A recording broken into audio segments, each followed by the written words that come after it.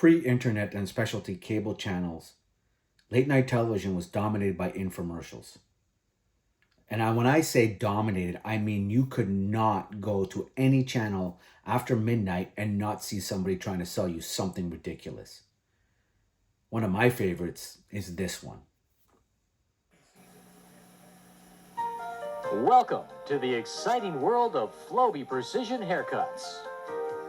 In the next few minutes, we're going to show you how to achieve the kind of haircuts you've always wanted. Our motto: Imagine being the kid who went to school and said, I got a haircut by a Flowbee.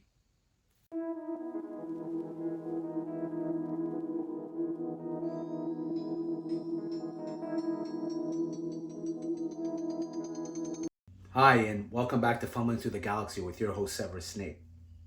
Today we're going to switch gears from statues and start looking at some busts. I've chosen as the first bust a character that actually comes off of the pages of 3D Clone Wars. And I chose this character for a very specific reason. Not because of his importance or his storyline at all, but what he actually represents, which is George Lucas's fascination with Japanese cinema. He was clearly inspired by Akira Kurosawa and a lot of Akira Kurosawa's work, such as The Fortress and The Seven Samurais. And the reason why this is important is that appreciation of that cinema is actually appreciated by many people, including David Filoni. So when Filoni kind of took the helm and started doing Clone Wars 3D, he had an episode featuring this specific character, which was actually dedicated to Akira Kurosawa in the opening scroll. And of course, this was based on Kurosawa's now famous Seven Samurai. And if you haven't seen Kurosawa's work, I strongly invite you to look him up. He has been imitated and inspired many modern filmmakers and will continue to inspire filmmakers well to the end of time, one would hope. So again, this was based on Seven Samurais, and this is a story within the Clone War 3Ds, an episode where Ahsoka, Obi, and Anakin end up on a farmer's planet, and they're being threatened by these pirates. And so today we're actually going to be looking at one of those pirates who was featured in many episodes, but really kind of for me will always be in my mind associated with this specific episode because of that dedication to Kurosawa at the beginning of the episode. So of course I'm talking about Hondo Ohnaka. And if you're unfamiliar with Hondo Ohnaka, he is a pirate and a privateer who was featured many episodes of Clone Wars 3D. And this bust by Gentle Giant is absolutely phenomenal. And I'm really looking forward to showing it to you at the table. But I'm curious, what other 3D Clone Wars episodes kind of made you think of something that may have inspired it? Is there a specific episode that you associate with a film or a filmmaker or even a novel?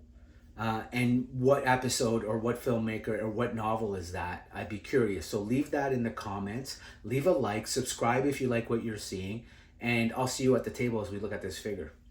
All right, here we are at the table, having a look at Hondo Ohnaka. So, again, here's the box art. I really like the detail in this. Like how absolutely awesome is that? I actually can't wait to see this figure. Side. Another great shot of him. Again, like the Vader and like other packagings, there's not really a lot to see here at the front, just my reflection in the clamshell. And you definitely did not come here for that. And so, Clone Wars. And let's see what his bio says. A tough, pragmatic Weequay, Hondo Ohnaka led a notorious Outer Rim pirate gang from his headquarters on Florum. Ohnaka won fame during the Clone Wars when he kidnapped Count Dooku, Obi-Wan Kenobi, and Anakin Skywalker and tried to ransom all three. Great episode from Clone Wars, actually. Decades later, he started Ohnaka Transport Solutions on Black Spire Outpost to run contraband throughout the galaxy. Chewbacca has reluctantly partnered with the charming pirate to fund refurbishment of the Millennium Falcon. So there you go. Cool bio. I love these bios, actually. Kind of gives you some insight, maybe if you don't know the character, or maybe if you do know the character, but, again, if you haven't seen all the episodes or don't know all the lore. It's really neat that they do that. So, you know, and again, as with all the Gentle Giants toys, this is going to definitely come with a certificate of authenticity. So let's see where we are here. Ooh, Mark of the Devil, 666 of 3,000. God damn. Well, he is kind of devilish, so maybe it's fitting. So there you go. I think that's like the shortest or the lowest number I've had to date. So I'm wondering if I'll ever run into like a 0 to 10. Not that it matters really, but maybe it matters to somebody out there. Does it matter to you? Have you heard of it mattering? Does it matter? I really don't think so. But in any event, 666. Damn. Ooh. All right, let's have a look at the figure. Okay, let's have a look now. He's out of the box.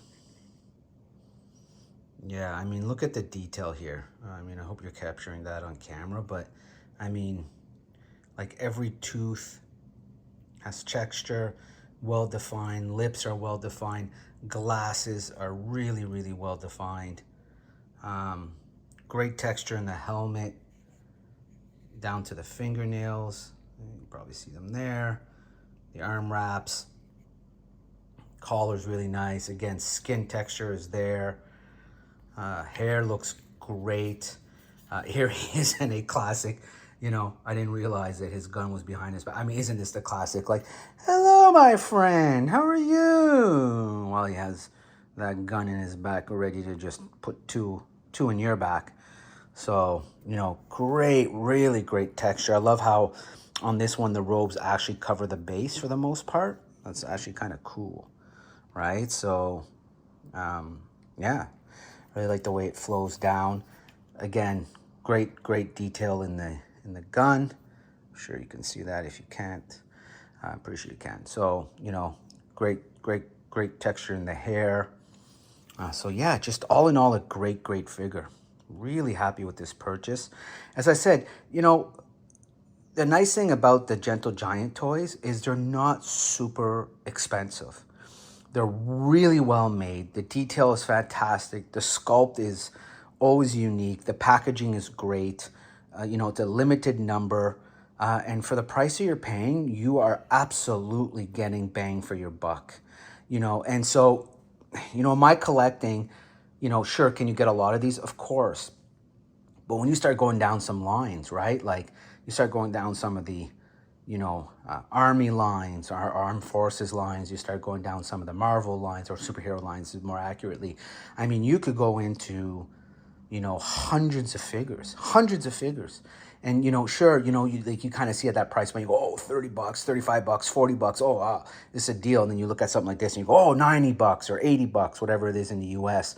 I think it's pretty sure these are like 80 US for the most part. Sometimes a little more, obviously, for the bigger ones or the more detailed ones, yada yada. But again, you know, there's not as many to get. You're definitely getting the quality for your money, and so I will always collect the Gentle Giant busts. I absolutely love them. I think they're worth every penny, and I absolutely love the characters that they're doing, and I love that they love Clone Wars and Rebels as much as I do. Let me know what you think. Let me know if you collect these. Let me know if you think the value is there, and let me know if less is more. All right, see you on the next one.